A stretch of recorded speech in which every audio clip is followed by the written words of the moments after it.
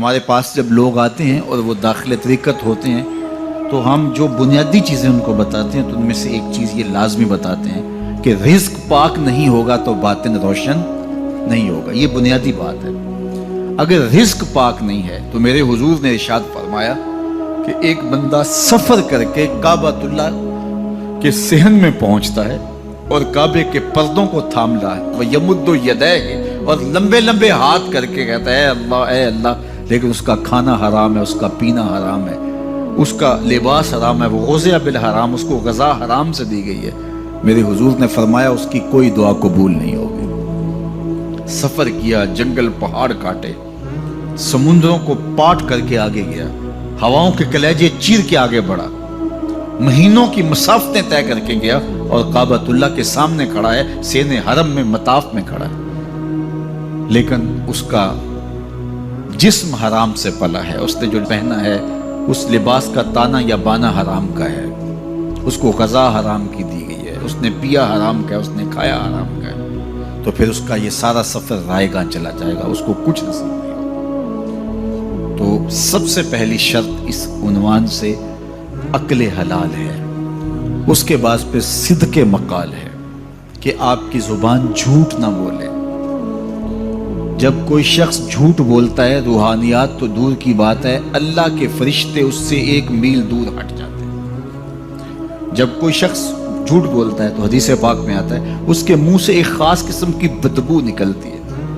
اس بدبو کو ہم نہیں سونگھ پاتے لیکن فرشتے سونگھ لیتے ہیں, چونکہ فرشتے انتہائی حساس مخلوق ہے اور وہ جھوٹ کی وجہ سے نکلنے والی بدبو کو سونگھتے ہیں. اللہ نے حضرت امام اعظم امام ابو حنیفہ رضی اللہ تعالیٰ عنہ کو یہ بصیرت عطا کی تھی اور یہ باطنی نظر بخشی تھی کہ جب کوئی شخص وضو کرتا تھا تو اس کے وضو کے پانی سے پہچان لیتے تھے کہ یہ کس گناہ کا مجرم ہے. جب بندہ وضو کرتا ہے تو وضو سے ہاتھوں کے گناہ جھڑتے ہیں, منہ کے گناہ جھڑتے ہیں, تو وہ وضو کے پانی سے اس بات کو محسوس کرتے تھے.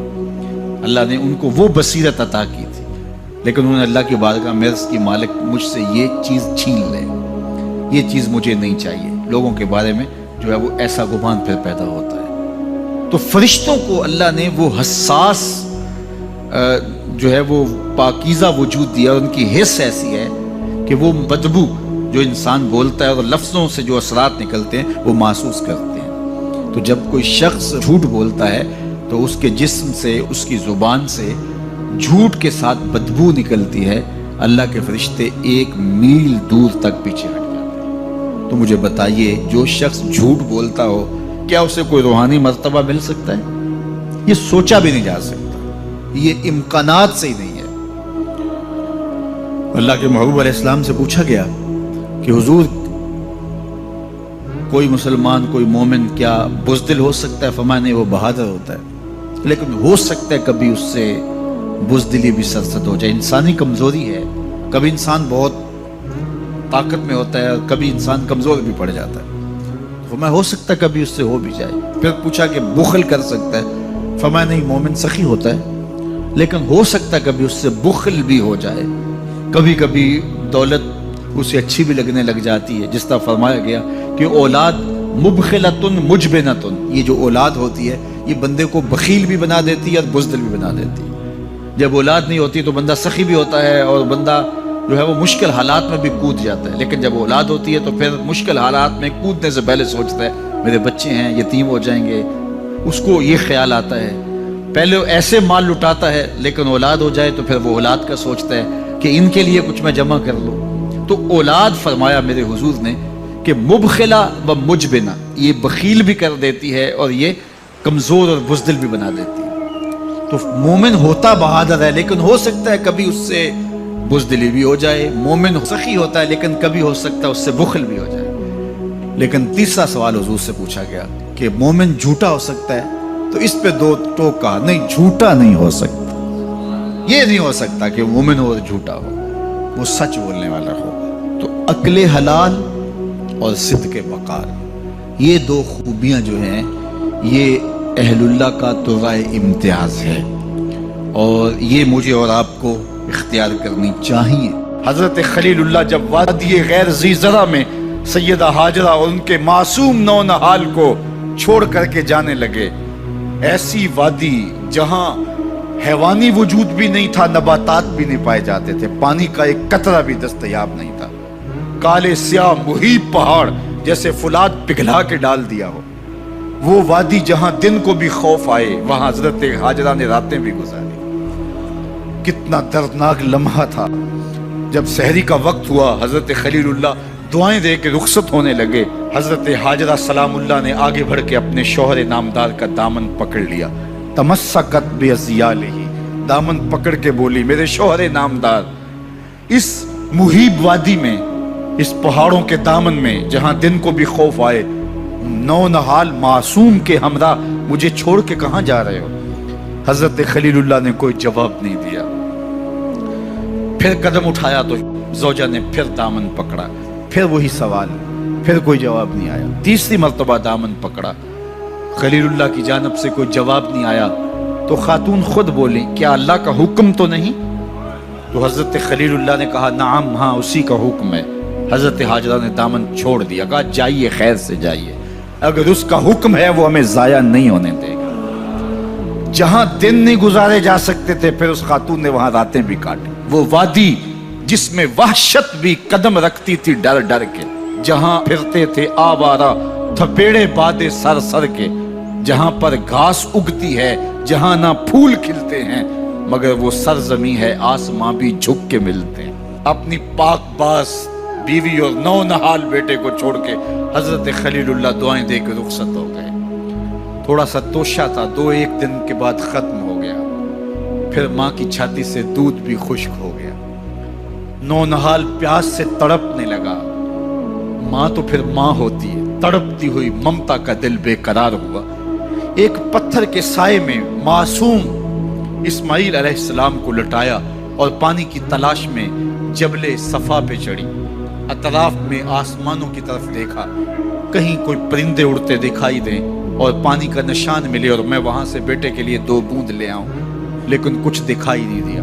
ताहद्दे नजर फैला हुआ आसमान ही आसमान है और पहाड़ ही पहाड़ नीचे दिखाई देते हैं। फिर मरवा पे आई, दरमियान में नशेबी जगह थी, वहां बेटे का मनमोहना चेहरा दिखाई नहीं देता था। दौड़ के गुजरी और जाके सफा पे घूम के देखा, कुछ नजर नहीं आया। इधर भी देख लिया, इधर भी देख लिया, लेकिन माँ थी। फिर दोबारा सफा पे आई, सफा पे देखा, कुछ दिखाई नहीं दिया। फिर तड़प के मरवा पे आई, वहां फिर देखा, कुछ दिखाई नहीं दिया। फिर सफा पे आई, कभी सफा पे कभी मरवा पे, तड़पती हुई माँ की ममता, बेकरार दिल, उधर पानी की प्यास से तड़पता हुआ मासूम इस्माइल पत्थर की ओट में। दरमियान से माँ गुजरती है तो भाग के गुजरती है कि बेटे का मनमोहना चेहरा भी निगाहों के सामने रहे।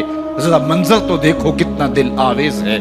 अल्लाह अकबर, सीनों में पित्ते पानी हो जाएं, पत्थर भी हो तो पिघल जाए इस ज़ुहरा गदास दास्तान से, लेकिन अल्लाह पर तवक्कुल और माँ की बेकरारियां, कभी सफा पे कभी मरवा पे, जुबान पे शिकायत नहीं है।